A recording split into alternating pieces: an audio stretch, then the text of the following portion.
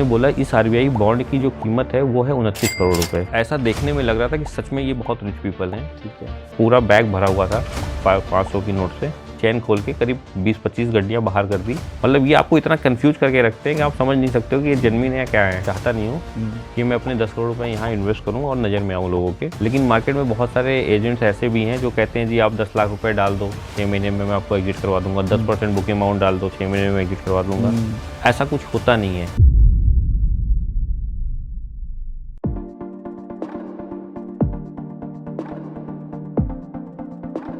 नमस्ते, मैं हूं दिग्विजय और आप सभी का बात रस में बहुत बहुत स्वागत है। निदा फाजली साहब कह गए हैं कि हर आदमी में होते हैं 10-20 आदमी, जिसको भी देखिए कई बार देखिए। आज जो कहानी आपको हम सुनाने जा रहे हैं उसको सुनाने के लिए फर्स्ट हैंड व्यक्ति लेकर आया हूं। और जो कहानी है आप सुनिए, आपको जामताड़ा याद आ जाएगी, जामताड़ा पार्ट 2 याद आ जाएगा। और यह कहानी है 2 करोड़ नकद फरेब की, जिसमें लालच 10 करोड़ का है, जिसका जो ताना बाना बुना गया। अगर ये पॉडकास्ट कोई फिल्मी निर्देशक देख लेगा तो हकीकत मानिए, कोई राइटर देख लेगा तो उसके दिमाग में एक फिल्म की पटकथा चल जाएगी और वो इसको लिख डालेगा। इतनी ज़बरदस्त कहानी। और इस कहानी को सुना कौन रहा है? इस कहानी को सुना रहे हैं हमारे साथ आज के मेहमान दीपक त्रिपाठी। बहुत बहुत स्वागत है दीपक। धन्यवाद दीपक। सबसे इम्पॉर्टेंट चीज़ ये कि आप, दीपक के बारे में परिचय करा दूं आपका। दिल्ली एनसीआर में, ख़ास तौर पे गुड़गांव में अगर आप रियल एस्टेट में बिजनेस कर रहे हैं तो दीपक एक अच्छा जाना पहचाना नाम है। रियल एस्टेट एजेंट हैं और बहुत अच्छा काम कर रहे हैं वहाँ पे। लेकिन दीपक के साथ पिछले दिनों एक ऐसा फ्रॉड हुआ, या ये कहिए कि होते होते मतलब छू कर निकल गया। तो वो जो हुआ, वो अगर दीपक, सबसे पहले तो हमारे जितने दर्शक, उनको आप पहले ये बताइए कि ये फ्रॉड कितने करोड़ का था, मतलब जो उन्होंने आपको दिखाया, जो सब्ज बाग दिखाया।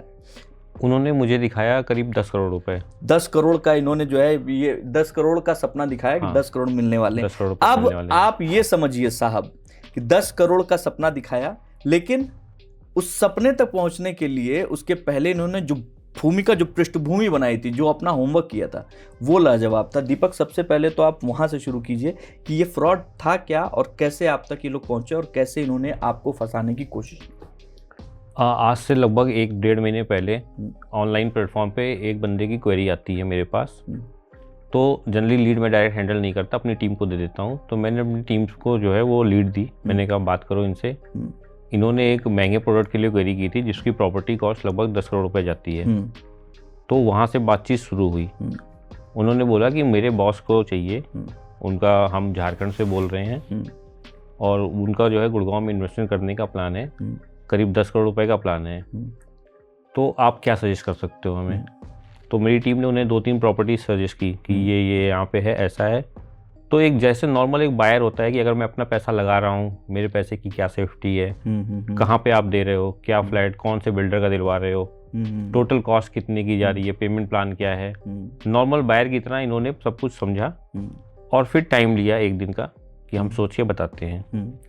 दूसरे दिन बंदे का खुद कॉल आता है और वो कहता है कि मुझे, मेरे बॉस को 10 करोड़ रुपए इन्वेस्ट करने हैं, उनका कोल का काम है। तो उनके पास बहुत ज़्यादा वाइट मनी नहीं है, वो 30-70 के रेशियो में पेमेंट कर सकते हैं और पेमेंट करेंगे 1 शॉट में सारी। तो हम कैश में डील करते नहीं, तो हमने मना कर दिया। फिर उन्होंने जो है करीब 2 घंटे बाद दोबारा फ़ोन किया कि वो ओके हैं हमारे साथ, ऑल चेक डील के लिए भी ओके हैं, लेकिन इस सारी मीटिंग के लिए आपको झारखंड आना पड़ेगा उनकी प्लेस पर। तो फिर मैंने मना कर दिया कि हम उनकी प्लेस पे नहीं जाते हैं झारखंड में। उनको बोलो कि आप आओ हमारे प्लेस पे और मीटिंग करो, चीज़ समझ में आती है तो आप लेना। ये बात लगभग ऐसे कंटिन्यू 1.5 महीने तक चलती गई। अच्छा, ठीक है। फिर 1.5 महीने बाद मुझे भी लगा कि शायद जेन्युइन बायर हो, क्योंकि इन्होंने बताया कि हमने इनकी प्रोफाइलिंग मंगाई तो इन्होंने बोला कि हमारा कोल का बिजनेस है, झारखंड में कोल का बिजनेस करते हैं लोग। बिल्कुल ठीक है। मुझे बहुत आइडिया नहीं है कि क्या है। बिल्कुल बिल्कुल, वहाँ पे जो है, बट हाँ, जो मेरे को कुछ जानने वालों से मैंने पूछा तो वहाँ के कोले के खदान हैं, तो उनके कोल के बिजनेस हैं। तो मुझे भी लगा शायद एक जेन्युइन बायर होगा। फिर हमने मीटिंग का प्लान किया, बट मेरा ये था कि हम आपकी प्लेस में नहीं आते हैं, झारखंड छोड़ के आप कहीं भी मिल लो। तो उसके पहले आपने उनकी वेबसाइट देखी, चेक किया? ये बेसिकली छोटी जगह से है तो वो वेबसाइट वगैरह नहीं बनाते हैं। अच्छा। उनका कहना है हमारी वेबसाइट वगैरह नहीं होती है। ठीक है, तो उस हाँ। बाकी मतलब आधार कार्ड और नहीं ऐसा कुछ हम, पैन कार्ड, क्योंकि अच्छा। डील होने से पहले हम किसी का मंगाते नहीं हैं, मंगाते। ठीक है ठीक है ठीक ये है, तो एक ट्रस्ट का चीज़ है। बायर नॉर्मल आता है, ठीक है, हमारे साथ क्वेरी ठीक करता है है, ठीक है जब डील डन होने वाली होती तब ये सारी चीज़ें हम लेते ठीक है हैं। ठीक है। तो उसके बाद जो है मैंने कहा कि एक प्लेस डिसाइड हुई, दुर्गापुर है वेस्ट बंगाल में, वहाँ पे एयरपोर्ट भी है। तो ये डिसाइड हुआ कि आप दुर्गापुर आ जाओ, और दुर्गापुर में मेरे एक दो जानने वाले लोग हैं, तो मुझे भी सेफ लगा कि हाँ ठीक है चलते हैं। तो दुर्गापुर हम गए। एक दिन हम मंडे को गए, एग्जैक्ट डेट तो याद नहीं है, मंडे गए, बट अभी 15 दिन की बात है सारी ये। मंडे गए, फिर मंडे को हम आराम से रुके होटल में। रात में उनका फ़ोन आया। जिस बंदे का फ़ोन आता था उसका नाम था राहुल। तो राहुल का फ़ोन आया कि जो है कल सुबह हम 9-10 बजे तक आ जाएंगे, और आपका भी समय हम नहीं ख़राब करेंगे, 1 घंटे में मीटिंग करके समझ लेते हैं। उसके बाद फिर जैसा भी फाइनल होता है फिर हम सीधे गुड़गांव आएंगे और वहीं पे डील डन करेंगे। नॉर्मल बायर जैसे करता है यही करता है। तो मैंने भी कहा ठीक है, अब आ ही गए तो रेस्ट किया हमने, आसपास थोड़ा टहले, फिर रात में गए, सो गए। सुबह जो है फ़ोन आता है 7 बजे कि हम निकल चुके हैं और हमें आने में करीब 2 घंटे लगेंगे, क्योंकि जिस प्लेस में हम रुके थे वहाँ से लगभग उनको 2-2.5 घंटे लगते थे। फिर आते थे उन्हें 11 बज गया, क्योंकि फॉग था उस दिन। तो 11 बजे के आसपास वो आए। जब आए तो उन्होंने बोला कि हम रूम में मीटिंग करते हैं, बट जनरली मैं फर्स्ट मीटिंग रूम में नहीं करता हूँ, पब्लिक प्लेस पे ही करता हूँ। मैंने उनको बोला कि हम नीचे रेस्टोरेंट में बैठते हैं, पब्लिक प्लेस पे ही मीटिंग करते हैं। तो वो मान गए, मीटिंग किया हमारे साथ। तो इनका बॉस था मनीष, जो मिला मुझसे। ठीक है। और मनीष के चाचा, जो उन्होंने बोला मेरे चाचा हैं, और वो उनका पीए राहुल। सुनिएगा, बहुत इम्पोर्टेंट है। हाँ ठीक है। तो ऐसा देखने में लग रहा था कि सच में ये बहुत रिच पीपल हैं। ठीक है, क्योंकि उनका जो लाइफस्टाइल था बिल्कुल बहुत जबरदस्त था। अपना बढ़िया बड़ी गाड़ी आई, बड़ी गाड़ी से आए थे, और बढ़िया होटल था, आपका 5 स्टार। 5 स्टार होटल में रुके थे। 5 स्टार होटल में रुके सब कुछ। तो उसके बाद मनीष ने बातचीत शुरू की, नॉर्मल जैसे इंट्रोडक्शन होता है कि आप कहाँ से हो, घर में कौन कौन है। तो मनीष ने बताया कि मैं मतलब लगभग एज होगी 35-36 साल। तो उन्होंने बोला कि ये कोल का बिजनेस मेरे फादर का है, बट मेरे फादर को पैरालिसिस अटैक आ चुका है, तो अब वो बेड रेस्ट पे हैं। अच्छा। और ये मेरे चाचा हैं, तो पापा और चाचा का जो है बिजनेस था, जो अब मैं देख रहा हूँ सारा। तो हमारा क्या है कि हमारे यहाँ झारखंड में किसी के पास छोटा अमाउंट भी आ जाता है तो बहुत बड़ा होता है, वो नज़र में आ जाता है। वो मैं चाहता नहीं हूँ कि मैं अपने 10 करोड़ रुपए यहाँ इन्वेस्ट करूँ और नज़र में आऊँ लोगों के। ठीक बात है। जिनमें ने छोटे शहरों में 10 करोड़ रुपए बड़ा अमाउंट होता है, तो मुझे भी ट्रस्ट हुआ, क्योंकि मैं भी एक छोटी सिटी से हूँ, तो मुझे पता है वहाँ पे 10 करोड़ रुपए बड़े अमाउंट होते हैं। फिर इन्होंने बातचीत शुरू की आगे। इन्होंने बोला कि आपको ये लग रहा हो कि 10 करोड़ रुपए मेरे पास कहाँ से आया, क्योंकि आपके साथ मैं इन्वेस्ट करने जा रहा हूँ, तो आपको पता होना चाहिए कहाँ से आया है। तो उन्होंने अपने पीए को भेजा अपनी गाड़ी में, वहाँ से वो एक पेपर लेकर आते हैं। पेपर जो था, उन्होंने मुझे आरबीआई का बॉन्ड दिखाया, गोल्ड बॉन्ड। अच्छा। तो मनीष ने मुझे बोला कि 93 के आसपास, जब इंडियन हमारी कंट्री को करीब 15 दिन का बचा हुआ था पैसा, बिल्कुल मनमोहन सरकार में, हाँ मनमोहन सिंह उसमें प्राइम मिनिस्टर हुआ करते थे जी। तो उस समय के रघुराजन आरबीआई गवर्नर हुआ करते थे। तो उस समय क्या था कि आरबीआई ने शायद, क्योंकि मुझे इतना याद नहीं है, तो आरबीआई ने शायद एक बॉन्ड निकाला था गवर्नमेंट ने कि आप अपने घर का जो भी गोल्ड है आरबीआई में दो, या अपने अपने बैंकों में दो। उसके बदले में वो यूएस गए थे, लोन लिए थे, और हमारी कंट्री सही हुई थी, तो आरबीआई ने वो बॉन्ड निकाला था कि जो लोग भी बॉन्ड जमा करा रहे हैं, कुछ सालों में इतने % इंटरेस्ट के साथ जो है वो पैसा हम आपको दे देंगे। तो आरबीआई बॉन्ड मेरे सामने था, पता नहीं असली था कि नकली था, क्योंकि मेरा राइट भी नहीं था इंक्वायरी करना। तो उन्होंने बोला इस आरबीआई बॉन्ड की जो कीमत है वो है 29 करोड़ रुपए। अच्छा। हाँ, और ये आरबीआई बॉन्ड ना इनका था ना इनके फादर का था। इनके यहाँ एक लेबर काम करता था, ये उस लेबर के दादाजी ने लिया हुआ था, बट अब दादाजी की डेथ हो चुकी थी। अच्छा। और जो लेबर था वो 2 भाई थे, और लेबर के चाचा जो थे वो किसी और गांव में रहते थे। तो लेबर ने इनसे कुछ दिन पहले उधार लिया था 5 लाख रुपए, फिर कुछ और पैसे की जरूरत थी, तो उन्होंने 15 लाख रुपए और लेके 20 लाख रुपए उन्होंने अपने लेबर को उधार दे दिया था।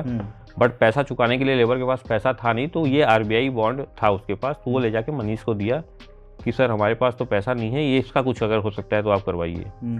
तो मनीष का कहना है इसकी पूरी मैंने रेकी की है 6 महीने, ये आरबीआई बॉन्ड रियल है। और आरबीआई बॉन्ड, इनके पास 3 बॉन्ड थे, शायद आरबीआई उस समय कोई और पेपर भी देती थी, वो पेपर इनके पास गुम हो गया था। अच्छा। अब उस पे अगर वो पेपर नहीं है तो आरबीआई वो फंड रिलीज नहीं करती। तो वो पेपर इसने अपने लिंक से, कोई कलकत्ता में गुप्ता है जो इसने बताया, उसके लिंक से जो है इन्होंने आरबीआई से वो पेपर निकलवाया। अच्छा, ठीक है। उनका कहना ये है कि जैसे एक कॉपी आपके पास होती है तो एक कॉपी आरबीआई में भी होती थी। तो अब इतनी टेक्निकल नॉलेज मुझे थी नहीं, तो और मेरा किसी को भी नहीं हाँ रहती मुझे है, कौन सा आपको पैसे कौन देने सा थे, लेना उनको देना, ठीक है। वाइट में पैसा आ रहा था, इन्वेस्ट करना था, ठीक है, तो मेरा काम था इन्वेस्टमेंट कराना, है। तो इतना डीप में मैं भी नहीं गया। ठीक है। तो उन्होंने फिर गुप्ता जी से मेरे तुरंत फ़ोन करके बात कराई कि आप एक बार बात कर लीजिए। वो ये सब मुझे जो लगता है, अब जो लगता है कि वो मेरे ट्रस्ट बनाने के लिए कर रहे थे। तो गुप्ता जी से मेरी बात हुई फ़ोन पे। गुप्ता जी ने बोला कि कहाँ रहते हो आप? मैंने कहा मैं गुड़गांव रहता हूँ। तो उन्होंने बोला पेमेंट कहाँ पहुँचवानी है? मैंने कहा गुड़गांव पहुँचवा देना आप चेक। तो बोले ठीक है, काम हो जाएगा 2 दिन में। और इसके बाद जो है गुप्ता ने फ़ोन काट दिया। तो गुप्ता जी कौन थे ये? गुप्ता जी इनके हिसाब से गुप्ता जी वो बंदे हैं जो आरबीआई से सारा लिंक है निकाल अच्छा, कर, जो आरबीआई से जो है हाँ, पैसे वैसे का पैसे सारा वैसे कुछ का काम इधर कर रहे करवाएंगे। थे, ठीक हाँ, है, करवा ओके, रहे थे। डन। हाँ। तो अब यहाँ से अब मनीष ने फिर मुझसे बात शुरू की। उसने कहा कि देखो गुप्ता जी ने मुझे बोला कि आपको इस काम के 5 करोड़ रुपए मिल जाएंगे। तो निगोशिएशन इनकी आपस में हुई। तो निगोशिएशन से ये हुआ कि इनको 12 करोड़ रुपए मिल जाएंगे, 10 करोड़ रुपए इनको चेक से मिल जाते। और क्योंकि लेबर था, लेबर चेक से पैसा लेता नहीं, तो लेबर को 2 करोड़ रुपए कैश मिल जाता। तो गुप्ता ने ये सारा अरेंजमेंट कर दिया था। यहाँ पे हमारी बात खत्म हुई। फिर मनीष ने बोला कि चल के एक बार उस लेबर से मिलके आप भी बोल दो कि जो है 2-3 दिन में काम हो जाएगा, ताकि लेबर को ट्रस्ट हो जाए। तो मैंने कहा मुझे क्यों ले चल रहे हो? हाँ, आपका क्या लेना देना? हाँ, तो उन्होंने कहा कि देखो ये डील इतनी बड़ी है कि अगर मैं गुप्ता से इसको मिलवा दूंगा डायरेक्ट, तो बीच में से वो मुझे काट देगा डायरेक्ट लेबर को पेमेंट करके जो है, और वो बॉन्ड खुद ले लेगा। तो मुझे भी लगा कि हाँ ठीक है, जन्मी ने मुझे क्या जा रहा है बोलने में। तो मैं उस लेबर को बोला कि हाँ ठीक है, 2 दिन में काम हो जाएगा। तो वो लेबर से कहाँ मिले आप? वहीं बाहर। अच्छा, होटल के बाहर। होटल के बाहर। हाँ, अच्छा, अंदर तो नहीं था, हमारे साथ बैठा हुआ था, बाहर गाड़ी के पास था इनके पास। ठीक है, मतलब वो लेबर दिख रहा था? हाँ, लेबर दिख रहा था। लेबर तो नॉर्मल जैकेट पहना हुआ था। हाँ, नॉर्मल। हाँ, लड़का था, होगा कि 25-26 साल का वो भी होगा। ठीक है। तो यहाँ पे बात खत्म हुई। यहाँ से हम वापस गुड़गांव आ गए। ठीक है। गुड़गांव आने के बाद फिर मनीष का फ़ोन आता है कि एक बार और आपको आना पड़ेगा। फिर जो है उसी दिन हम आपको टोकन कर देंगे। हमें मिलके अच्छा लगा, डील ओके है हमारी। फिर जो है मैं 1 हफ्ते के बाद दोबारा फ़ोन आया कि हम 22 तारीख को मिलते हैं।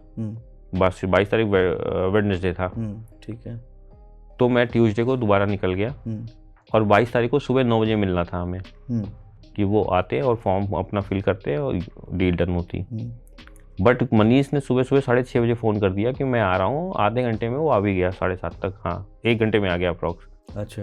और डायरेक्ट मेरे रूम तक आ गया होटल में। अच्छा। और जो है मुझे लेकर गया, वो बोला कि गुप्ता जी आए हुए हैं, पेमेंट उनके पास रखी है, तो चलते हैं एक बार आपसे भी मिलेंगे वो, और पेमेंट उठाएंगे, उनको लेबर को उनको पैसा देंगे और बॉन्ड लेके साइन करके आपको फिर बाकी काम तुरंत कर देते हैं। आज ही आपको तो अभी 1 घंटे में हम फ्री भी कर देंगे। अच्छा। फिर मुझे गाड़ी में बिठाया और मेरे साथ मेरी टीम का एक बंदा था, उसे बिठाया। तो हम गए एक होटल में। वहाँ पे गुप्ता जी के नीचे पीए मिला। तो उसने मनीष को बोला कि आप थोड़ा लेट हो गए हो, जल्दी आ जाते तो हमारा काम जल्दी हो जाता। ब्रीफ, चलिए कोई बात नहीं, चलते हैं। फिर ऊपर हम गए तो गुप्ता ने 2 करोड़ से, या 2 करोड़ था, कितना था एग्जैक्ट अमाउंट तो मुझे नहीं पता, बट पूरा बैग भरा हुआ था 500 की नोट से। उसने उठा के सामने रख दिया, चैन खोल के करीब 20-25 गड्डियाँ बाहर कर दी। और मनीष से पूछता इसकी काउंटिंग आप कैसे कराओगे, मशीन लाए हो या कैसे होगा? तो मनीष ने बोला कि अब ये तो ट्रस्ट का गेम, इतने साल से हम एक दूसरे को जानते हैं, सही आज तक हमेशा सही डील किया है आपने, तो इस बार भी ठीक है। मतलब वो पैकेट नोटों का एकदम, हाँ, पूरा बैग भरा हुआ था, फिल्मी स्टाइल में। हाँ, पूरा फिल्मी स्टाइल में पूरा बैग भरा हुआ है। उसमें से 500 की 20-25 गड्डी निकाल के बिस्तर सामने रख दिया कि लो काउंट कर लो, आप काउंट कर लो, पैसा पूरा 2 करोड़ है। ठीक है। हाँ। फिर मनीष ने बोला कि नहीं, गुप्ता ने बोला कि जो है वो पेपर कहाँ है। तो मनीष ने बोला पेपर जो है मेरी दूसरी गाड़ी में रखा हुआ है, वो बस अभी 10 मिनट में आ रहा है और मैं आपको पेपर देता हूँ। तो गुप्ता के पीए ने नोट वापस बैग में रखा, चैन बंद किया, और फिर गुप्ता ने बोला कि मनीष जी, हमारी आपकी डील हुई थी कि इस हाथ से आप पेपर दोगे, उस हाथ से पेमेंट लोगे। तो जब पेपर अभी है नहीं तो पेमेंट अभी हम नहीं दे रहे हैं। तो मनीष ने बोला कोई बात नहीं, 10 मिनट में जो है हम आते हैं पेपर लेकर। फिर मैं, मनीष, हम लोग नीचे आ गए। मनीष ने अपने उस लेबर को दोबारा फ़ोन किया, कहाँ हो तुम लोग, आए क्यों नहीं अभी तक? तो वो बोला कि हम यहीं पे हैं मंदिर के पास। एग्जैक्ट मुझे पता नहीं था कौन सी मंदिर है। तो मनीष ने उसको बोला कि यार गाड़ी करा दिया तुम्हारे लिए, सब कुछ करा दिया, अब यहाँ आने में क्या दिक्कत है, आ जाओ। फिर उनकी आपस में कुछ बात हुई 2 मिनट साइड जाकर। फिर मनीष ने मुझे बोला कि चलो आप वहीं पे चलते हैं, पेपर लेके आते हैं साथ में और पैसे दे के फिर काम ख़त्म करते हैं।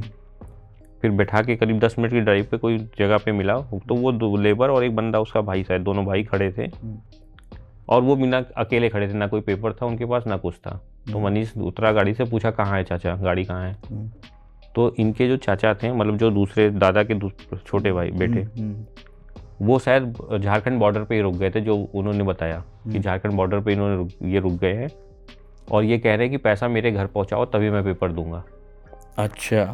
क्योंकि उनके हिस्से में 90 लाख रुपए आता है। अच्छा, 10 लाख रुपए पहले दे चुका था। ठीक है।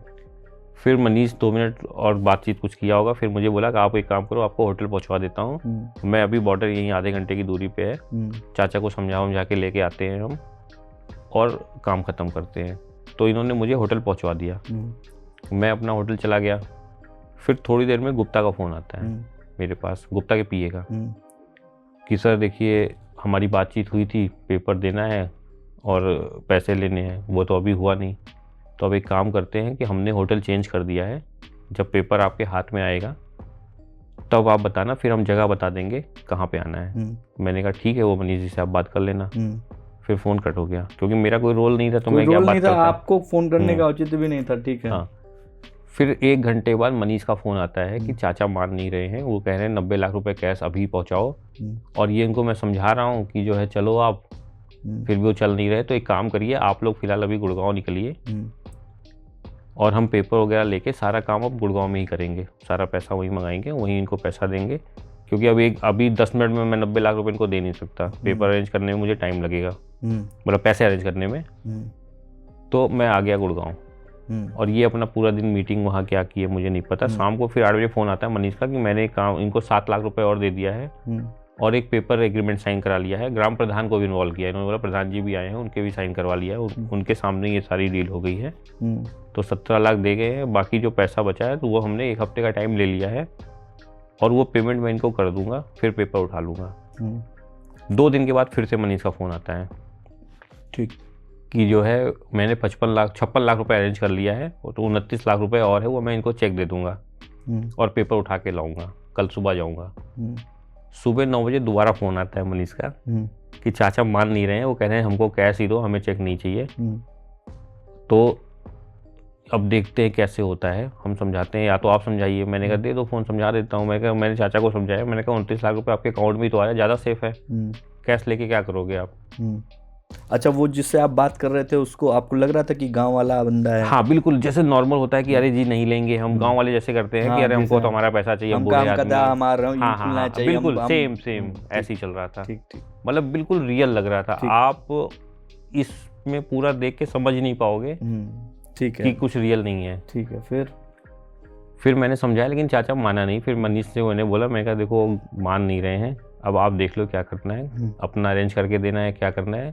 मेरा काम है आपको प्रॉपर्टी दिलवाना, वो मैं दिलवा दूंगा, बट पहले आप पेमेंट तो अरेंज करो। बोले ठीक है हम बताते हैं। 2-2.5 घंटे बाद मनीष का फ़ोन आया दोबारा कि चाचा मान नहीं रहे हैं और 29 लाख रुपए हमने तो अपनी पूरी मेहनत कर ली है, पैसा मेरे पास है नहीं। आपसे तो खैर हमें कहना नहीं चाहिए, लेकिन अब आप भी देख रहे हैं कि पैसा सामने खड़ा है, इधर पैसा देंगे, उधर जो है पेपर हाथ में लेके मेरे 10 करोड़ रुपए आ जाएंगे मुझे।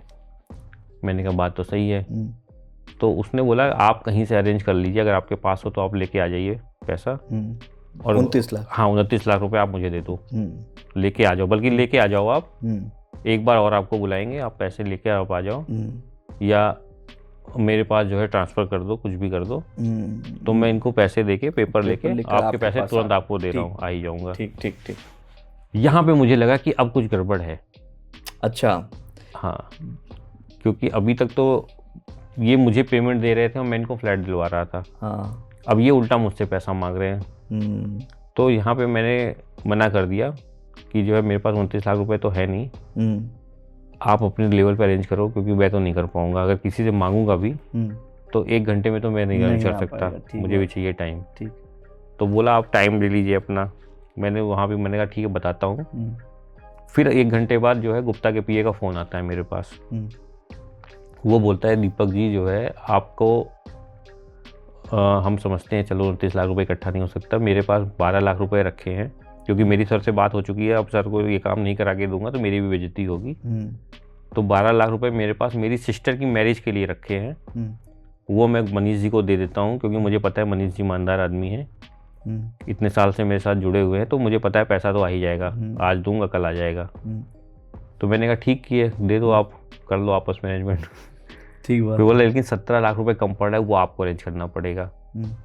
मैंने कहा मेरे पास 17 लाख रुपए होते तो मैं यहाँ पे ये काम थोड़ी कर रहा होता, मैं बिल्डर होता कहीं पे।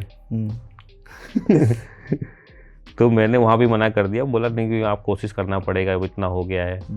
मैंने कहा ठीक है, बात करता हूँ 2-4 लोग से जस्ट टालने के लिए। समझ गया, ठीक है। फिर जो है करीब 3 घंटे में मैंने मनीष को खुद फ़ोन किया। मैंने कहा मनीष जी मैंने बहुत ट्राई किया है, किसी के पास पेमेंट है नहीं मेरे जानने वालों में इतना बड़ा अमाउंट, तो वो जो है मना कर रहे हैं, अब आपको खुद ही अरेंज करना पड़ेगा सारा।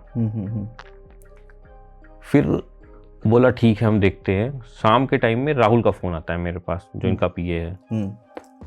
तो वो काफ़ी इरिटेट होकर बात कर रहा था कि जो है आपसे बताइए, हम सर आपको 10 करोड़ रुपए दे रहे हैं बिना आपके फेस वैल्यू पे, आपको जानते भी नहीं है, और आप 17 लाख रुपए नहीं दे पा रहे हैं। चलिए 5 लाख रुपए तो मैं उनको दे रहा हूँ, अरेंज हो गया है, तो 12 लाख रुपए और आपको अरेंज कर लो आप। मैंने कहा मैं क्यों करूँ, आपको मेरा काम है फ्लैट दिलाना, वो मैं दिलवा रहा हूँ। तो कह रहे अरे 10 करोड़ रुपए आपको दे रहे हैं, आप 12 लाख नहीं दे सकते। मैंने कहा कौन सा दे दिया मुझे 10 करोड़ रुपए। तब फिर जो है वहाँ पे बोला, फिर इरिटेट हो गया, कह रहा अरे सर तो अपना अरेंजमेंट कर ही लेंगे, लेकिन अब ये डील आपके साथ नहीं होगी। मतलब मुझे मेंटली प्रेशराइज कर रहे थे कि मुझे अपना लॉस दिखे। मैंने कहा मुझे डील करनी भी नहीं है, अगर आपको लगता है सब कुछ सही है, जेन्युइन है, तो आप पैसे लेके आना, आप डील कर लेना, नहीं तो मुझे मत करो डील, आप किसी और से कर लो। तो वहाँ वो इरिटेट होकर फ़ोन काट दिया। 2 दिन के बाद 26 जनवरी को रात के टाइम में फ़ोन आता है 9 बजे। मैं अपनी फैमिली के साथ गाड़ी में ऐसे ही नाइट वॉक कर रहा टहल रहा था। राहुल का मनीष का फ़ोन आता है कि आपके लिए खुशखबरी है। मैं भी खुश हूँ, मुझे भी एक बार फिर लगा कि शायद सच में इनका काम हो गया है, कि जो है मेरे पास जो है पैसा अरेंज हो गया है, हमने पेपर उठा लिया है। मैंने कहा चलो बहुत बढ़िया, अब बता देना आप कब आओगे। मुझे फिर से उम्मीद लगी कि हाँ भाई सच में जेन्युइन लोग होंगे। ठीक है, मतलब ये आपको इतना कंफ्यूज करके रखते हैं कि आप समझ नहीं सकते हो कि ये जेन्युइन है क्या है। ठीक है, ठीक है, ठीक है। फिर मनीष ने यहाँ पे, जब मैं थोड़े 2 मिनट बात हुई, हाल चाल हुआ, फिर वो बोलता है कि मेरे पास जो है एक बंदे को साइन करने के लिए, एक बंदा और है उसके भी साइन चाहिए पेपर पे, वो 1 लाख रुपए मांग रहा है अलग से। लेकिन मेरे पास क्या है कि 75,000 रुपये तो हैं, लेकिन 50,000 मैं दे दूंगा, 25,000 मेरा गुड़गांव आने जाने का खर्चा है, आ जाऊंगा। गाड़ी में लेके कितने लोग को आना पड़ेगा, फ्लाइट से तो बहुत महंगा पड़ जाएगा, तो गाड़ी से आ जाऊंगा। बस 50,000 रुपये कम पड़ रहा है, वो आप पेटीएम कर दो। अच्छा, हाँ। मैंने फिर उनसे टाइम लिया, मैंने कहा रुक जाओ, मैं कहीं बैठा हूँ, फिर कॉल करता हूँ आपको। करीब आधे घंटे में मैं दोबारा कॉल करता हूँ। मैंने कहा मनीष जी मुझे खुद पैसों की ज़रूरत है, कोई एडमिट है, और डॉक्टर ने 15 लाख रुपए बोला है जमा कराने को, 10 लाख तो अरेंज हो गया, 5 लाख की और ज़रूरत है।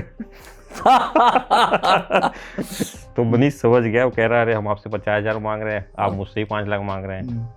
मैंने कहा मैं आपसे मांग नहीं रहा हूँ, मैं कह रहा हूँ अगर मैं 50,000 आपको दे दूंगा तो मेरे पास जो है 5 लाख में 50,000 रुपये कम हो जाएंगे, तो मैं अभी दे नहीं पाऊंगा। तो उसने बोला कोई नहीं, अभी हम आप अपने फिलहाल मेडिकल इमरजेंसी देखो, ट्यूसडे को हम आते हैं, आपको 5 लाख रुपए दे देंगे अलग से, आप इलाज करा लेना। तो बात वहाँ पे ख़त्म हुई। फिर 27 जनवरी को दोबारा गुप्ता के पीए की कॉल आई। इस वक्त मैंने कॉल नहीं पिक की, क्योंकि तब तक मैं समझ चुका था ये फ्रॉड है सारे। ठीक है, तो ये इस तरह से आपको फंसाते हैं ये। एक सबसे अच्छी बात क्या है दोस्त, आपको समझ में आई? ये जो कहानी रची हुई है ना, ये जामताड़ा का नया बिजनेस है।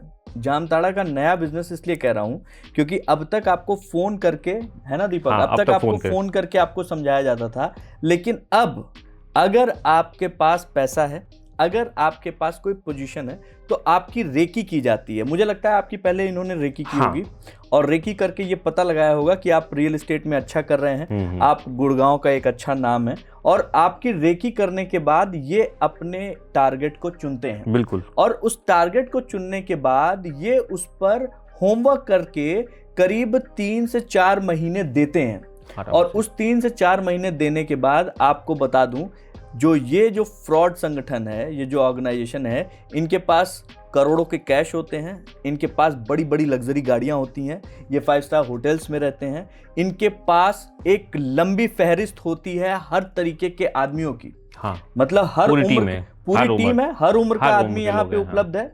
अगर आप कहीं से भी लरस गए, अगर दीपक, अगर तुम वो जो पैसा देखा था आपने, हाँ। अगर वो पैसा देखते ही आपने आंख बंद कर पे वो पैसा दिखाया इसलिए था हाँ, जिससे आप विश्वास कर लें, आंख बंद करके। नॉर्मली क्या होता है दोस्त, हमारे पूर्वांचल में आप जैसे ही देखते हैं कि आदमी रसूखदार है, आदमी के पास बहुत पैसा है, तो आप अपने मेंटेन करने के लिए, आप उसके साथ संबंध बनाए रखने के लिए इस तरीके का निर्णय लेते हैं कि अरे भैया बोल दिए हैं, भैया के पास अब तो आना ही है, कल 5 लाख बोले यार, 5 लाख तो व्यवस्था कर दी जाए, नहीं तो उधार लेके दिया जाए। हाँ बिल्कुल, ऐसे होता है, आदमी ऐसे ही यही करता होता है। और ये जो फ्रॉड का नया बिजनेस है, ये बिजनेस इस समय मार्केट में बिल्कुल नया है। 15 दिन पहले दीपक के साथ ये चीजें हुई। दीपक समझदार थे, उन्होंने देखा, उन्होंने सोचा, उन्होंने समझा, और कोई भी फाइनेंशियल निर्णय लेने से पहले उन्होंने बाकायदा टटोला। और उसके बाद का असर रहा कि भाई आप यहाँ सुरक्षित बैठे भी हैं, आपका पैसा भी सुरक्षित है, लेकिन इस पूरे भाग दौड़ में जो थोड़ा बहुत गया तो गया ही है। हाँ, क्योंकि आप वहां तक फ्लाइट लेकर गए, वहां से वापस आए, चीजें की। और दीपक, इस तरीके से जब आप जो है रियल एस्टेट में खास तौर पे, हम लोग के पुराने समय से अब तक ये तो रही उस फ्रॉड की बात जिसने जो है आपको लाइमलाइट में ला दिया, और आपके इस इंसिडेंट से बहुत सारे लोग जागरूक होंगे 110%। मैं ये जानना चाहता हूं कि अगर वाकई कोई व्यक्ति जेन्युइनली, कोई, हम लोग के यहाँ प्रॉपर्टी जो है सबसे अच्छा इन्वेस्टमेंट माना जाता है। सही बात है। जमीन लेके छोड़ दो, यही बोला जाता था, हम बचपन से सुनते हैं, जमीन लेके छोड़ दो। लेकिन आजकल जो स्थिति है उसमें समझ ही में नहीं आता है कि जमीन लेके छोड़े कैसे। या तो जो है जमीन में कुछ गड़बड़ है, या कागज में कुछ गड़बड़ निकल जाए कुछ। तो हम दर्शकों की तरफ से आपसे सवाल पूछना चाहेंगे कुछ। पहला सवाल ये कि आप अगर रियल एस्टेट में इन्वेस्ट करना चाहते हैं तो आपको किन बातों का ख्याल रखना चाहिए? देखिए, रियल एस्टेट में अगर आप इन्वेस्टमेंट करना चाहते हैं तो सबसे पहले तो आपको ये देखना है कि आप एक बिल्डर का बैकग्राउंड जरूर चेक करो। सबसे पहले तो वो रियल एस्टेट एजेंट जिसके साथ आप जा रहे हो वो मार्केट में कितना पुराना है, रेरा अप्रूव्ड है या नहीं है, वो इम्पोर्टेंट रखता है। दूसरा, बिल्डर इम्पोर्टेंट रखता है कि किस बिल्डर के साथ वो आपका इन्वेस्टमेंट करवा रहा है, ठीक बात, और किन कमिटमेंट्स के साथ करवा रहा है, ठीक बात है। वो बिल्डर का वो प्रोजेक्ट रेरा अप्रूव्ड है या नहीं है। सबसे ज़्यादा इंपॉर्टेंट होता है रेरा देखना, ठीक है, जो आज की डेट में है, ठीक है। तो वो सब कुछ अगर है तो आप इन्वेस्टमेंट कर सकते हो, ठीक है। लेकिन मार्केट में बहुत सारे एजेंट्स ऐसे भी हैं जो कहते हैं जी आप 10 लाख रुपए डाल दो, 6 महीने में मैं आपको एग्जिट करवा दूंगा, 10% बुकिंग अमाउंट डाल दो, 6 महीने में एग्जिट करवा दूंगा। ऐसा कुछ होता नहीं है कि कोई एग्जिट करवाता है। आज की डेट में जो पेमेंट प्लान चल रहे हैं, अगर आप अपार्टमेंट खरीदते हो या प्लॉट खरीदते हो तो जो डेवलपर का पेमेंट प्लान है उस पेमेंट के अकॉर्डिंग, अगर पेमेंट प्लान के हिसाब से अगर आपके पास फंड है तो ही आप इन्वेस्टमेंट करो। किसी भी रियल एस्टेट एजेंट के ये कहने पे कि आप 10% बुकिंग अमाउंट डाल दो, 20% डाल दो, मैं एग्जिट करवा दूंगा, आप कभी भी इन्वेस्टमेंट मत करना। क्योंकि जब वो एग्जिट मतलब कि जब रीसेल कराने का टाइम आएगा तो वो रियल एस्टेट एजेंट आपका कॉल पिक करना ही बंद कर देगा। ये सबसे बड़ी प्रॉब्लम आ रही है मार्केट में इस टाइम। फ्लैट लेना ज्यादा अच्छा होता है या फिर जमीन लेना? डिपेंड करता है कि वैसे तो फ्लैट आज की डेट में, अगर मैं गुड़गांव मार्केट की बात करूं तो फ्लैट में भी बहुत अच्छा रिटर्न आ रहा है, फ्लैट लेना भी अच्छा है और प्लॉट भी, दोनों ही अच्छे हैं। डिपेंड करता है कि आपके पास फंड कितना है। रीजन बताता हूँ क्यों। आपने फ्लैट लिया, फ्लैट तो आपको एक अमाउंट में मिल गया, ना आपको खड़े होकर कंस्ट्रक्शन करवाना है ना कुछ करवाना है। प्लॉट में क्या है कि आपने प्लॉट लिया, फिर आप कंस्ट्रक्शन भी करवाने का टाइम चाहिए, तो अगर आपके पास उतना टाइम है तो आप प्लॉट में इन्वेस्टमेंट करो, अदरवाइज आप फ्लैट में करो। आपको कमर्शियल प्रॉपर्टी और एक रेजिडेंशियल प्रॉपर्टी, अगर किसी को इन्वेस्टमेंट के लिहाज से जाना है तो कमर्शियल प्रॉपर्टी के लिए जाया जाए या रेजिडेंशियल के लिए? इसमें डिपेंड करता है कि इन्वेस्टमेंट का पर्पज क्या है। अच्छा, अगर आपका इन्वेस्टमेंट का पर्पज है कि एक शॉर्ट टर्म एप्रिसिएशन लेना है कि मैंने आज बुकिंग अमाउंट मतलब प्रॉपर्टी में एक इन्वेस्टमेंट कर दी है, 2 साल 2.5 साल पोजीशन से पहले मुझे एग्जिट करना है, तो मुझे जो लगता है उस केस में आपको एक रेजिडेंशियल प्रॉपर्टी में जाना चाहिए। बट अगर आपको लगता है कि मैं एक प्रॉपर्टी में इन्वेस्ट कर दूं और मुझे एक रेंटल लेना है अच्छा, तो अच्छा रेंटल कॉमर्शियल प्रॉपर्टी में आता है। कॉमर्शियल प्रॉपर्टी का जो पोजीशन मिलने के बाद जो है लगभग 8 से 9% का रेंटल रिटर्न आ जाता है, जबकि रेजिडेंशियल प्रॉपर्टी पे 2% से ज़्यादा का रिटर्न नहीं आता। गुड़गांव के आसपास में, ग्रेटर नोएडा के आसपास में और नोएडा एक्सटेंशन के आसपास में बहुत सारी बिल्डिंगें खड़ी हो गई हैं। मैंने देखा है, अंदर जाकर देखा है, उसमें इतने सारे कमर्शियल प्रॉपर्टीज़ हैं, इतनी सारी रेजिडेंशियल प्रॉपर्टीज़ हैं, लेकिन वो मतलब बस खड़ी हैं। मतलब समझ रहे हैं, एक ही बिल्डिंग में कम से कम 10,000 जो है वो शॉप्स हैं। वो अभी जब बना था तो ये बताया गया कि भाई ये तुरंत हाथों हाथ जो है निकलने जा रहा है, चीज़ें हो रही, लेकिन वो होता नहीं। हाँ बिल्कुल सही कह रहे हैं, वो डिपेंड करता है कि बिल्डर कैसा है। अच्छा। किस जैसे मैं नोएडा में तो ये प्रॉब्लम बहुत ज़्यादा है जो मैंने भी फेस की है, बट गुड़गांव में ऐसी प्रॉब्लम है नहीं। गुड़गांव की मार्केट में अगर आप इन्वेस्टमेंट कर रहे हैं तो वहाँ पे ऐसी दिक्कत नहीं आती है। बिकते भी हैं, रेंटल वैल्यू भी अच्छी है, तो वहाँ पे दिक्कत नहीं। हाँ कॉमर्शियल में ज़रूर दिक्कत होती है, क्योंकि कॉमर्शियल में डिपेंड करता है कि बिल्डर कैसा है, बिल्डर के पास लीजिंग टीम कितनी स्ट्रांग है। तो आपको अगर कॉमर्शियल इन्वेस्टमेंट कर रहे हैं तो आपको बिल्डर की लीजिंग टीम के बारे में जानना बहुत ज़्यादा जरूरी होता है कि आफ्टर पोजीशन अगर लीज स्ट्रांग है तो उस प्रॉपर्टी की वैल्यू बढ़ेगी। अगर मान लीजिए कोई किसी प्रॉपर्टी में कोई कुछ बायर्स होते हैं जो फंस जाते हैं, मान लीजिए कोई फंस गया है, तो उसके पास क्या क्या क्या उपाय रह जाता है? जो कहीं पैसा लगा दिया, वो प्रॉपर्टी बनी नहीं रही है, वो बिल्डिंग बनी नहीं रही है, या बनी है आधी बन के खड़ी है, उसके बाद उसमें काम ही नहीं हो रहा है। ऑब्वियसली गवर्नमेंट के पास तो आदमी जाता ही है, रेरा के पास भी जो है बातचीत होती है, लेकिन उसके अलावा और क्या है? उसके अलावा तो रेरा ही है, बाकी तो मुझे नहीं लगता कि कुछ ऐसा रेरा ही है, रेरा जहाँ ही पे है जहाँ से सारी बात सुनवाई हो सकती है। और रेरा बहुत स्ट्रिक्ट है, थोड़ा सा टाइम जरूर लगता होगा, क्योंकि आप कोई केस लेके जाओगे तो ऐसा तो है नहीं कि वो रेरा सिर्फ आपकी सुनेगा, बिल्डर पक्ष की भी बात सुनेगा। तो बट अभी तक पिछले कुछ दिनों में जो मेरी नज़र में आया है कि रेरा बायर फेवर ज़्यादा ले रहा है, मतलब बायर के फेवर में डिसीजन रेरा के आ रहे हैं। थोड़ा टाइम जरूर लगता है, बट रेरा बैठा हुआ है, तो इन्वेस्टमेंट करने से पहले आप रेरा जरूर देखो। अगर आप खासतौर पे दिल्ली एनसीआर और गुड़गांव में इन्वेस्टमेंट करना चाहते हैं तो ये जो नीचे नंबर दिया गया है, इससे संपर्क कर सकते हैं। आपको हम सीधे दीपक से मिलवा सकते हैं। आप दीपक के थ्रू आप कुछ इम्पॉर्टेंट चीज़ें जो आप देख सकते हैं, जिन चीज़ों को आप समझ सकते हैं, उसके बाद फिर निर्णय लें कि हम जो है इन्वेस्टमेंट करें ना करें, करें तो कैसे करें। यहाँ पे आज के बात रस में दीपक को बुलाने का जो मेन काम था, मेन फंक्शन था, वो ये था कि आपको जो ये नया तरीके का जामताड़ा का फ्रॉड बिजनेस शुरू हुआ है उसके बारे में अवगत कराया जाए, और कुछ रियल एस्टेट की जो बातें हैं उससे आप तक पहुंचाया जाए। दीपक बहुत बहुत शुक्रिया हमारे साथ अपना समय देने के लिए। दीपक बहुत लंबी जो है जर्नी करके 3 घंटे लगाकर यहाँ तक पहुँचे हैं। आपका बहुत बहुत शुक्रिया दीपक। और उम्मीद करता हूँ आप जितने दर्शक ये प्रोग्राम देख रहे हैं इससे कुछ ना कुछ सीख तो मिलेगी ही। बाकी आप अपना कमेंट करके हमें ज़रूर बताइएगा कि आपने अभी तक आपके साथ अगर ऐसा कुछ हुआ हो तो हम ज़रूर आपके साथ बैठना चाहेंगे, आपसे रूबरू होना चाहेंगे। बहुत बहुत शुक्रिया, बहुत धन्यवाद।